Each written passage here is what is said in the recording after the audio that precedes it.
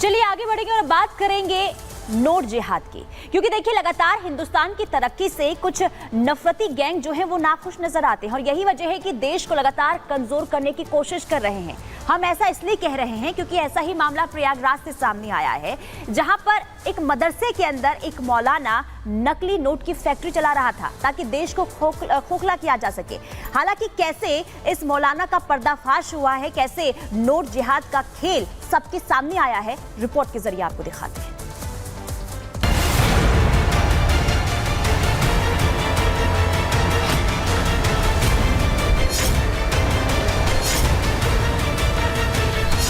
नफरत को जिहाद का नाम देकर हिंदुस्तान को गहरे जख्म देने वाली कई साजिशों का खुलासा देश में पहले भी कई बार हो चुका है।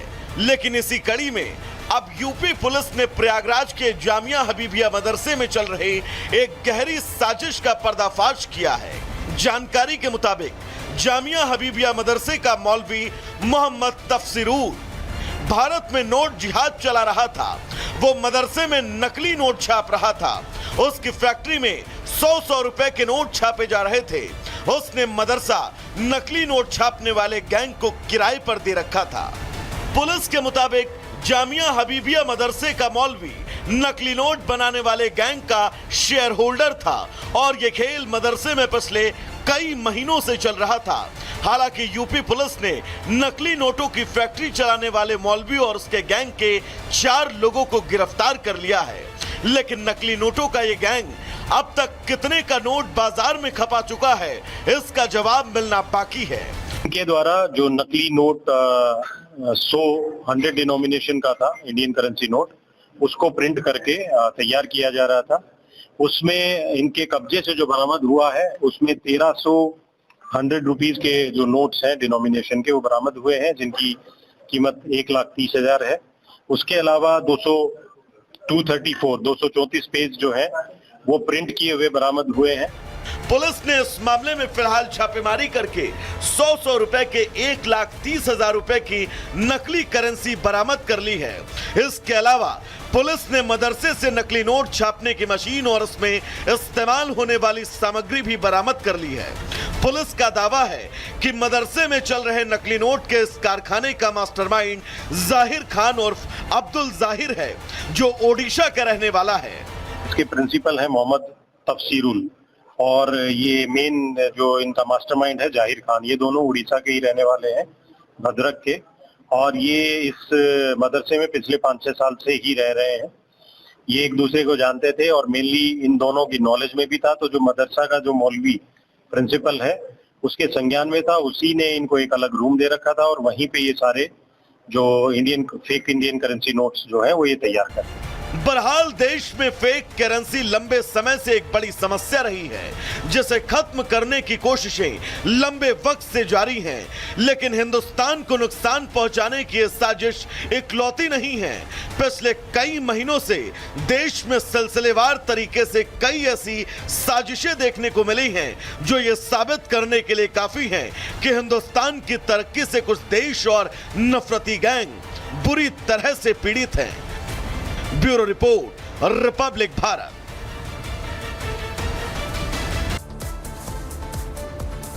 तो रिपोर्ट आपने देखी किस तरीके से ये नफरती गैंग जो है देश को तोड़ने का काम कर रहे थे, लेकिन इनकी जो साजिश है वो नाकाम हुई है। अब ग्राफिक्स के जरिए आपको समझाते हैं किस तरीके से जो ये नफरती गैंग है वो एक्टिव नजर आ रहे थे, इनका मंसूबा क्या था। देखिए, भारत को आर्थिक चोट पहुंचाने की ये साजिश रची जा रही थी। प्रयागराज में मौलाना की बड़ी साजिश का खुलासा हुआ है।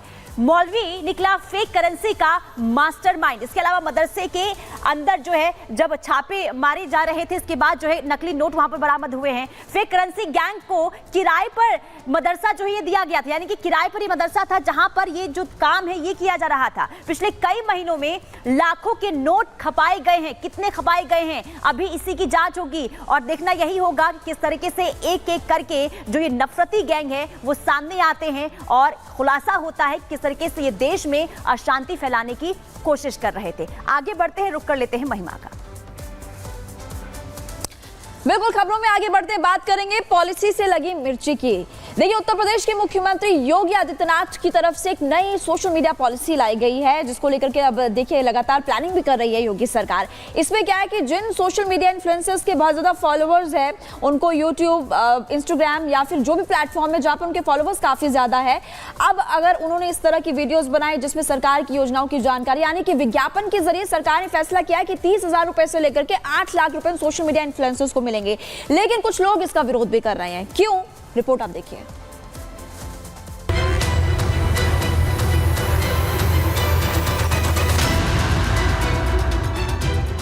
लोकसभा चुनाव में विपक्ष की कुछ सीटें क्या बढ़ गईं? विपक्षी दलों को सरकार की हर नीति में खोट दिखने लगा। विपक्ष सरकार की हर योजना का विरोध करने लगी।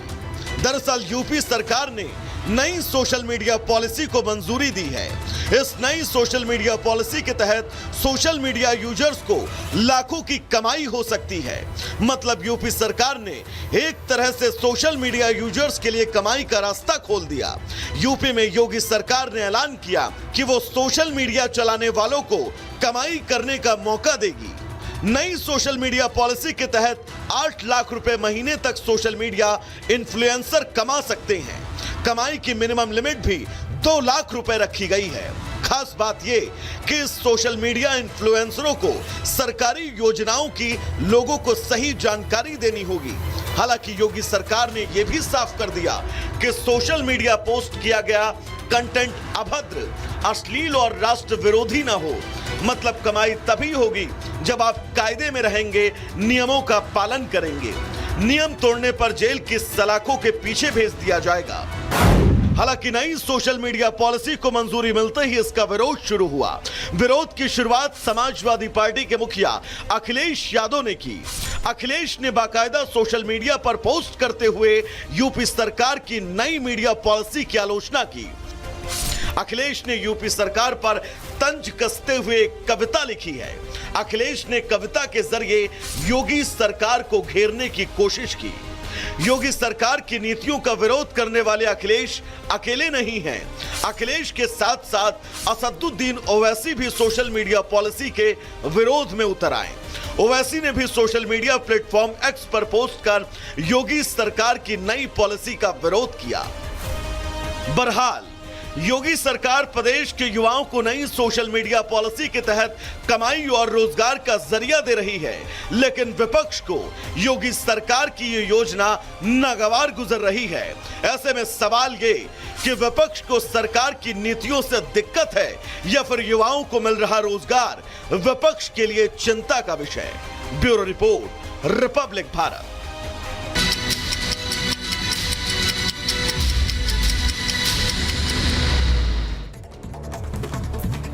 गाजा के बाद अब इजराइल का वेस्ट बैंक में बड़ा हमला। इजरायली सेना ने जेनिन और तुल्केरेम पर हेलीकॉप्टर और ड्रोन से हमले किए हैं। हमले में 10 फिलिस्तीनियों की मौत की खबर सामने आई है। वेस्ट बैंक के तुल्केरेम में घातक इजरायली हमले के बाद सड़कें बुरी तरीके से क्षतिग्रस्त हो गई है। इजरायली सैनिकों ने आतंकवादियों का गढ़ जेनिन शहर को सील किया है। वेस्ट बैंक के इजरायली सैनिकों के हमले पर संयुक्त राष्ट्र मानवाधिकार ने निंदा की है और कहा है कि पश्चिमी तट में चिंताजनक हालात हैं। पहले से ही विस्फोटक स्थिति के और अधिक भड़काने का खतरा है। इजरायली सेना ने लेबनान में हिजबुल्लाह के 2 ठिकानों पर हमला करने का दावा किया है। आईडीएफ ने कहा है कि हिजबुल्लाह के आतंकवादियों ने इनका इस्तेमाल निगरानी चौकियों के रूप में किया था। इजराइल के प्रधानमंत्री नेतन्याहू ने उत्तरी इजराइल का दौरा किया। इजराइल लेबनानी सीमा पर तैनात सैनिकों से भी मुलाकात की। उत्तरी इजराइल में लेबनान से हमले में 23 सैनिक और 26 नागरिक मारे गए हैं।